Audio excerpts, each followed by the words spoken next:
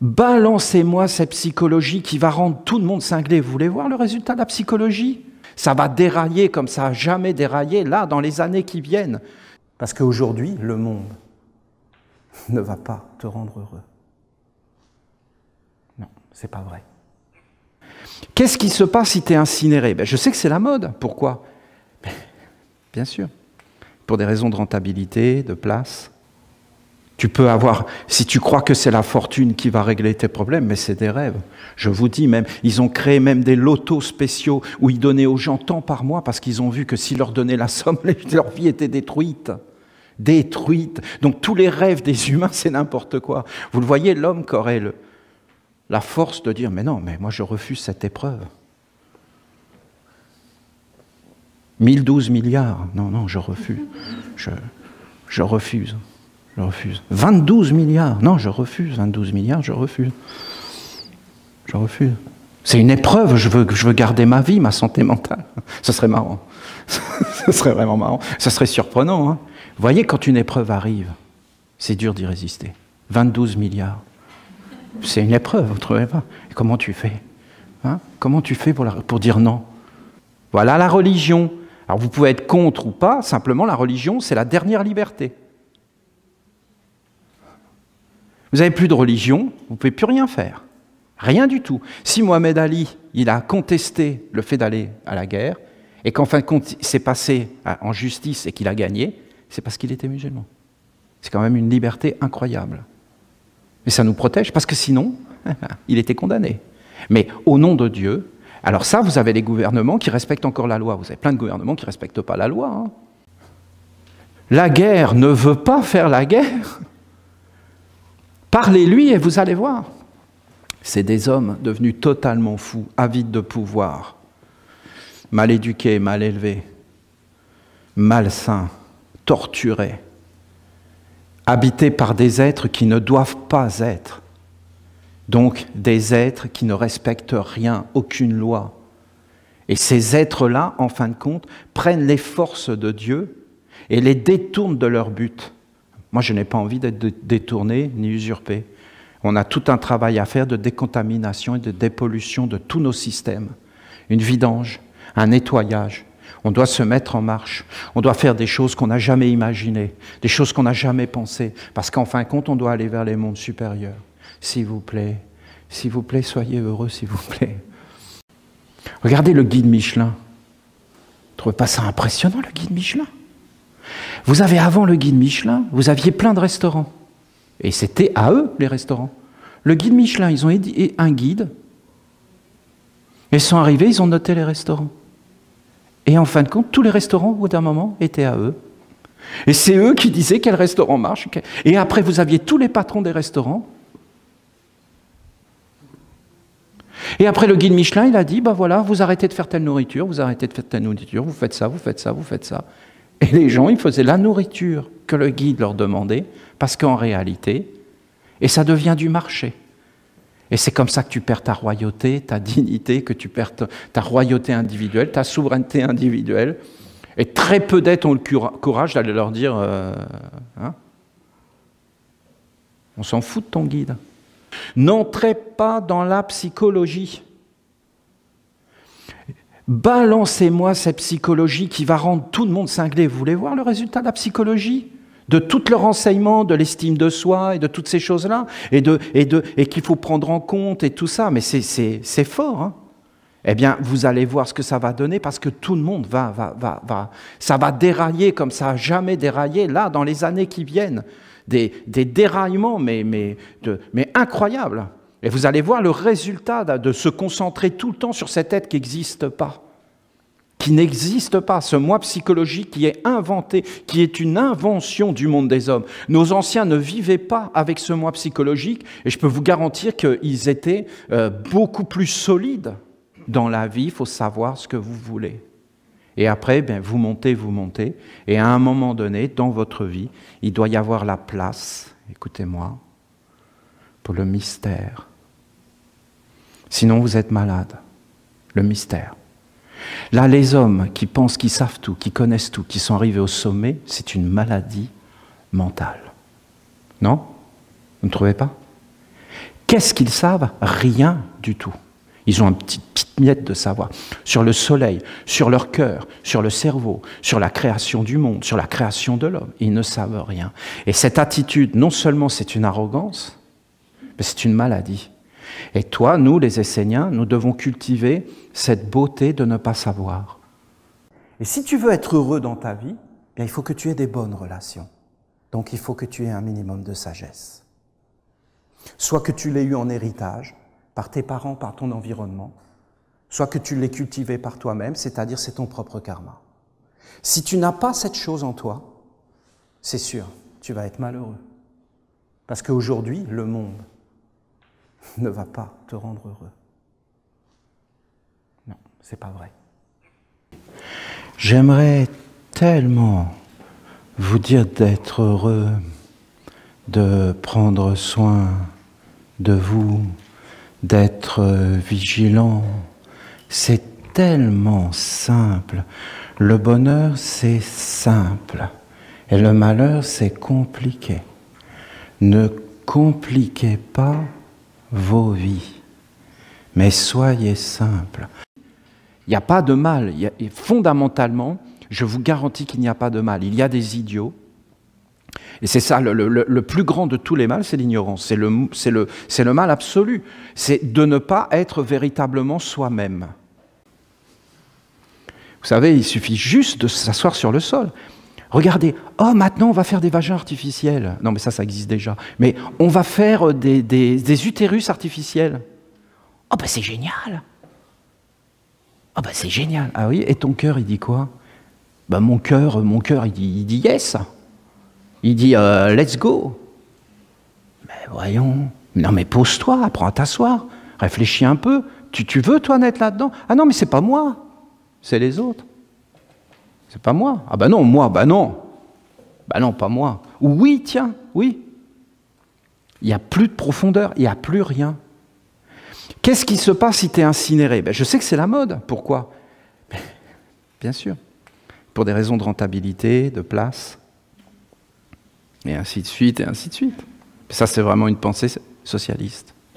Ah oui, on a désenchanté le monde, on a voulu désenchanter. Mais non, on veut enchanter, on veut que ça soit enchanté. On veut être avec les fées, on veut être avec ces mondes. Oui, mais ça, c'est des croyances. Mais où vous avez vu que c'est des croyances? Où vous avez vu qu'il n'y a pas tous ces mondes? Mais bien sûr qu'il y a tous ces mondes. Bien sûr que tout est vivant, que les êtres sont importants. C'est une façon de regarder avec le cœur, avec l'enchantement, avec l'émerveillement de l'enfance. C'est bien la fête de Noël. C'est bien une fête de l'émerveillement, de la beauté, d'être touché à l'intérieur par ce qui est beau, par ce qui est noble, par ce qui est sacré, par ce qui est grand. C'est de regarder ces enfants et de ne pas les regarder comme des abrutis, mais de les regarder comme des êtres beaux, comme des êtres nobles, comme des êtres qui ont beaucoup de choses à nous apprendre, comme des êtres charmants, comme des êtres qu'on doit effectivement éduquer, mais qui doivent aussi nous éduquer. L'éducation ne s'arrête jamais. Où est le maître, où est le disciple? Où est l'enfant, où est l'adulte? La peur ne devrait pas nous guider dans la vie. Mais pour que la peur ne nous guide pas, il faut qu'on soit rassuré, parce que c'est normal d'avoir peur. Il y a quelque chose de bon. Parce que la peur nous incite, au début, il y a des choses qu'il ne faut pas s'approcher. Alors la peur est bonne. Un animal va nous faire peur, pas parce qu'il est méchant, mais parce qu'il dit « ne t'approche pas de moi ». Tu ne dois pas t'approcher de moi. Et si tu le fais, eh bien ça va engendrer des conflits parce que tu vas être hors la loi. Dieu a décidé que j'étais libre. Tu n'as pas à m'asservir.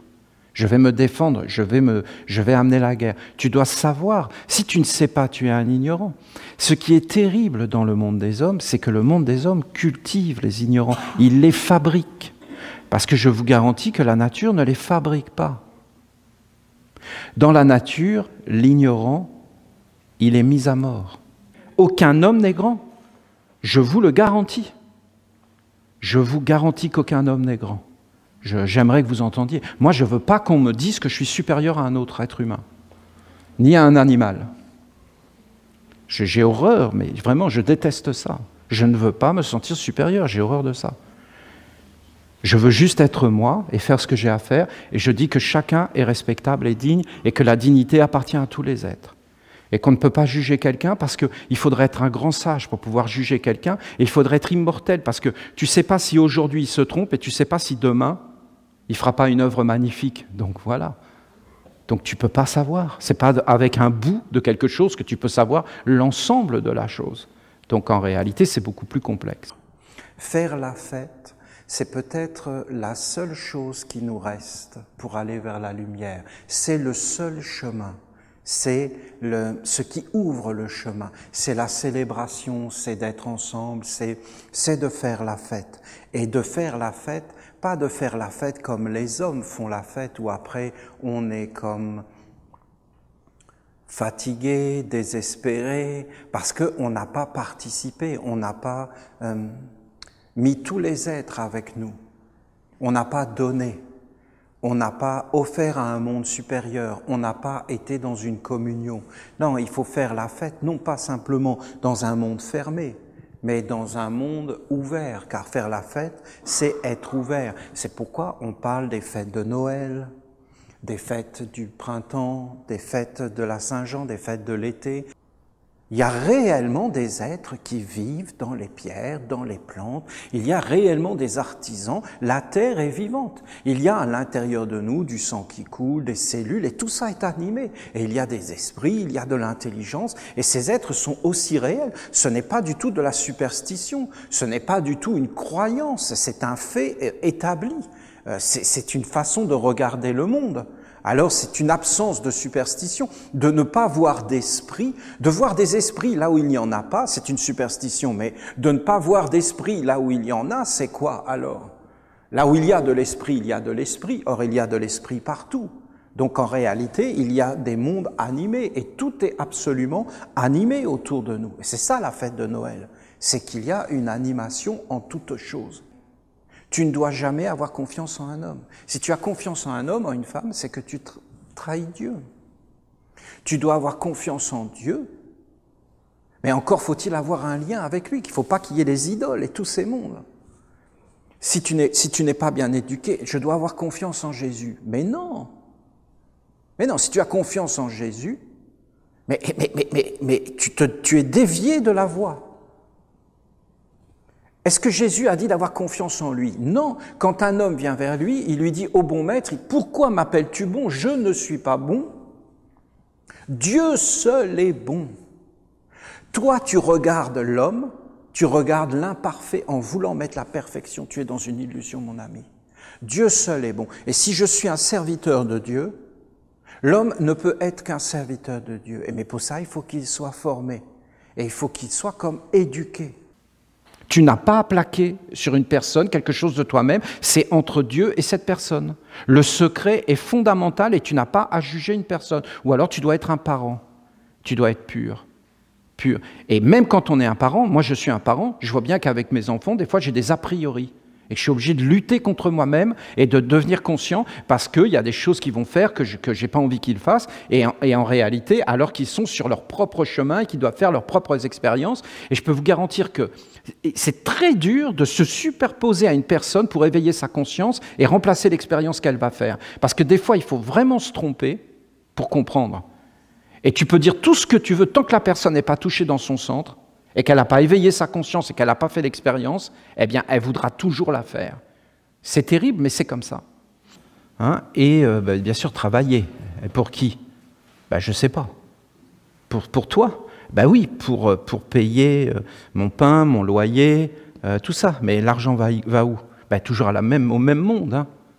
En fin de compte, ici, à tes parents. Le gouvernement. Et qu'est-ce que tu as donné à Dieu, tout ça? Rien, on n'y pense pas ça. Dieu, il se débrouille. Si Dieu, il se débrouille, débrouille-toi. Tu n'existes pas pour Dieu, tu n'as rien donné pour Dieu. Donc, t'appartiens à qui? À ce gouvernement-là. Mais non, ce gouvernement, il a dit que j'étais libre, que je faisais ce que je voulais, que j'allais vers la religion que je voulais. Non, c'est lui qui a dit qu'est-ce qu'était la religion. Parce que moi, par exemple, je suis un expatrié. Hein. Je ne suis pas bienvenu dans mon pays. Hein. Si je n'ai pas la bonne couleur, je n'ai pas la bonne pensée. Il y a des gouvernements, ils ne veulent pas. Donc voilà. Ce que tu fais au plus petit, on te le fera. Ce que tu fais à l'autre, on te le fera. Celui qui frappe par l'épée périra par l'épée. Celui qui sème le vent récolte la tempête. D'accord? Si tu sèmes des graines, tu récolteras ce que tu as semé. Et ce que tu fais aux animaux, aux végétaux, à la terre, cela te sera fait par des entités, parce que l'homme n'est pas le sommet de la chaîne alimentaire. Mauvaise nouvelle. Eh oui, mauvaise nouvelle, les amis. Vous n'êtes pas le prédateur suprême. Il y en a des invisibles. Et eux, ils sont sur votre dos. Et en réalité, vous allez vous faire bouffer. Parce qu'il y a des êtres qui sont là, cachés. L'homme est le roi. L'homme est le prédateur suprême. Nous n'avons plus rien à craindre, nous avons asservi tous les êtres. Non, non, tu as été asservi. La règle numéro 1, si tu veux changer quelque chose, tu dois d'abord l'accepter. Si tu ne l'acceptes pas et que tu es dans le conflit, tu n'arriveras jamais à le changer. Parce que les êtres s'opposeront à toi. Il n'y a que l'amour qui fonctionne, que le respect, que l'étude, que le savoir. Tant que tu n'es pas posé sur une terre sainte, sacrée, posée, claire, que tu ne sais pas ce que tu veux dans la vie, qu'est-ce que tu espères obtenir? Tu ne sais même pas ce que tu veux. Tu ne sais même pas si c'est toi qui veux. Donc il faut vraiment tout nettoyer. Alors là, tu vas t'approcher vraiment de la mort. Parce que la mort, elle ne rigole pas. Elle va vraiment t'amener vers la transformation.